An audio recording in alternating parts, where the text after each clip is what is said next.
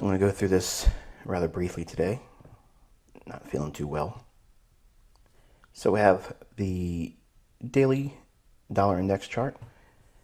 We created an inside day. Notice that we have yesterday's high here, yesterday's low here, and in today's inside day, the daily range is really small.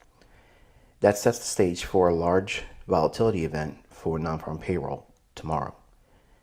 So we'll be looking for, and I'll be looking for rather, a continuation up to run the buy side liquidity here and see if we can get some kind of a continuation up into, if not on Friday, maybe into the beginning of next week, running into this buy side liquidity. We don't want to see it come back down to this old high. That's not good. And we do have a small little volume imbalance in there. So for volatility purposes, it might want to go down in there, fill that, and then run higher. That would be a scenario I would, I guess, expect on non-farm payroll Friday. So we'll get obviously some kind of a volatility injection when it comes out tomorrow at 8:30 in the morning New York time. Hourly chart, dollar index. We have buy side liquidity pool here. And I mentioned that this area here, watch that. It went a little bit below that. It has several tails on these individual candles that wick down into a range that was outside of this buy side imbalance, outside of efficiency. So again, this is one of those moments where, ahead of non-farm payroll, it's a gamble, but everything I outlined on the daily chart, focus primarily on that. In the 15-minute time frame, just a consolidation day. Very small daily range. Euro dollar daily chart, just like we had on the dollar index, just reverse. Yesterday's low and high. Today's high and low inside of the previous day's range. So inside days tend to create a kind of like a billboard sign saying, hey, look, pay attention to me, because there's going to be a big range either the next day or the very next day after that. Generally, if we have it on a Thursday, Friday tends to be a large range day because of some kind of a non-farm payroll event, something to that effect. So we'll be looking for some kind of a expansion on volatility on the daily range, large range day, and then or setting up Sunday into Monday's large range day, and we're looking for obviously the continuation down into this level here, maybe consequent encouragement, and ultimately if we can get down to here over time. I'm not suggesting it's going to be a one-day event, obviously, but it can happen.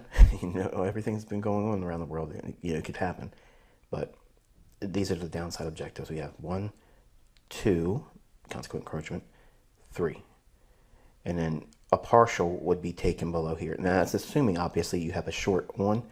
So speaking hypothetically here, I'm not suggesting you should go in and go short, but that's the 3 levels down here I'd look for, but the first partial would be down here. Again, don't short it. We're just studying.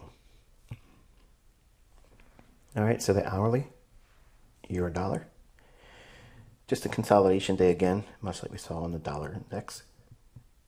Came up into this area here, so left a small piece open. Notice that this candle's low to this candle's high. There's a small portion of this particular candle that did not get rebalanced with any movement up. So this low did not get retraded back up too. So we have a small little gap there. I'd like to see that remain open and then make an attempt to get down into that 115.07, 115 big figure. Euro dollar 15-minute time frame, again, just a choppy day ahead of non-farm payroll. Now this is the classic scenario that I teach you here in this mentorship, why we do not try to do anything on Thursday ahead of non-farm payroll. You'll get trapped in this. Now I can't tell you how many times as a new trader trading commodities and currency futures ahead of non-farm payroll event on Thursdays, I used to get chopped up in this. And when I was a breakout artist, losing money in the beginning, every time I would sell short below old lows, it would do this. And I'd say, okay, well now I'm going to buy it now because this is a bull flag. And then it would run down against me and stop me out. And I'd starts to run up here. I'm thinking, okay, it finally broke out. I'm going to be a buyer there, and my stop will put here, and then it would take me out there. Now, it doesn't take long to destroy an account doing this, and especially with someone with obsessive compulsive disorder and control issues. When the market starts slapping me around and I didn't know what I was doing, and this is 1992, 1993, it was crazy to think that, hey, if I look at this as a reoccurring thing and I'm falling victim to it, it stands to reason that I should take a step back and take a look at what it is I'm trying to anticipate. I'm expecting a nice sizable trending event on a day ahead of a non-farm payroll number when everybody wanted to trade non-farm payroll back then. So because of pain and monetary loss and losing just about every Thursday ahead of non-farm payroll, that's how I adopted this non-farm payroll week protocol. So I know that there's going to be moves that will creep in on Thursdays ahead of non-farm payroll sometimes. But by far and large, you're going to see this type of scenario. This is what I fell victim to when I was blowing my accounts in the early 90s. This is how I did it, by forcing positions ahead of. I was thinking that, hey, look, if non-farm payroll is going to be a big event, if I get in early, I don't have to worry about putting a stop loss in an area where they might stop me out, because hopefully it'll move early enough, and then the stop rate won't go anywhere near where I will be in terms of placing a stop, and I'll be able to catch that big monster move. Well, that never materialized. The opposite happened. I was blowing accounts. So this is the reason why I teach you to respect Thursday and Friday of non-farm payroll, because I have learned by pain and monetary loss these repeating phenomena. Now, you're absolutely welcome to go in here and treat it like how I treated Larry Williams' whole idea about buying below the opening when it's bullish, or selling above the opening when it's bearish, and nailing down like what I taught with Power 3. I took a weakness that he openly made public, and I made a strength out of that for myself. And you all notice that when you see my lessons and in my executions and my trades, I'm really up there in that. Well, I'm in the 1% of entries when it comes to high probability.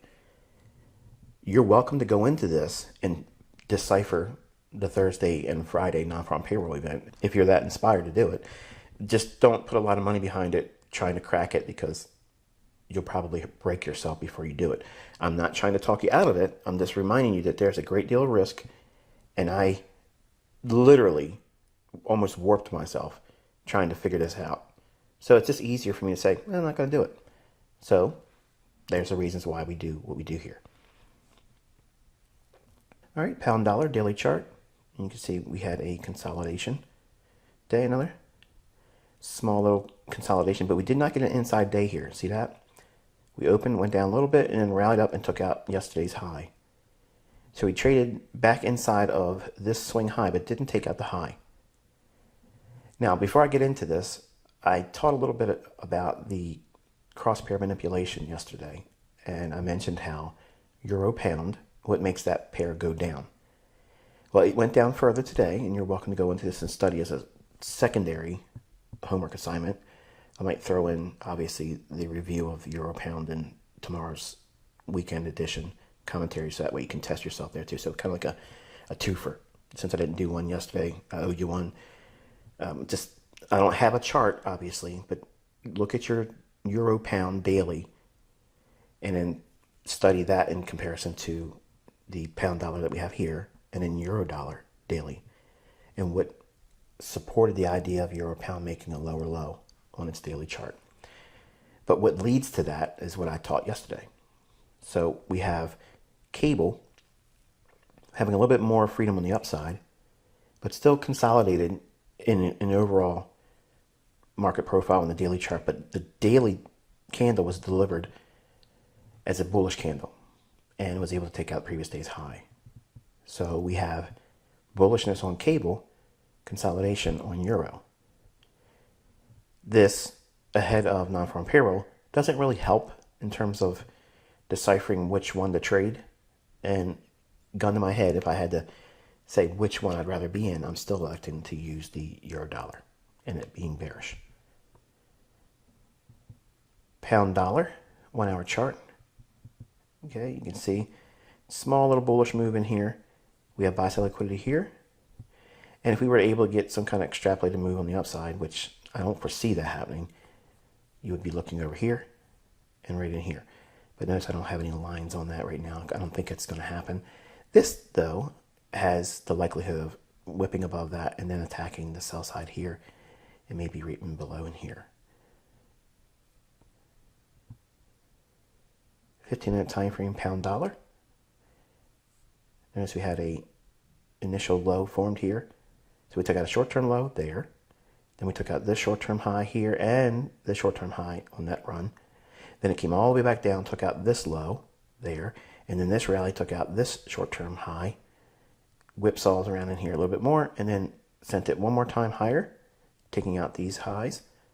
All of this aggressive run in here with the order block. It trades back down into it. And now look what happens here. The low gets violated with this here. I don't like that. So in reality, I would not have been able to capture this run here. Not on this right here. I would not have bought that. So this here would have been either a missed move or just completely blindsided by that run there. And obviously, as I mentioned, I'm not interested in cable right now because it's being highly manipulated. So all of this really just relates to the things I taught yesterday with cross-pair manipulation as it relates to euro pound.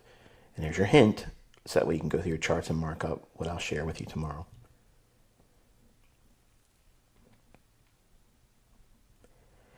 All right, let's get into the bond market. We talked about that market for a while. We're going to be looking at a 4-hour chart on the U.S. Treasury bond futures contract for December delivery. And in trading view, you would enter the symbol ZBZ2021 and set your chart to 4 hours. And you want to be looking at this low here from this high right there. So what you want to be doing is break down your charts and come up with a reason why this high was a good sell to this low using what you know. Don't be upset if you don't know everything that's shared with you tomorrow, but for now, do the best you can. And I promise you'll learn something interesting tomorrow. Until I talk to you then, be safe.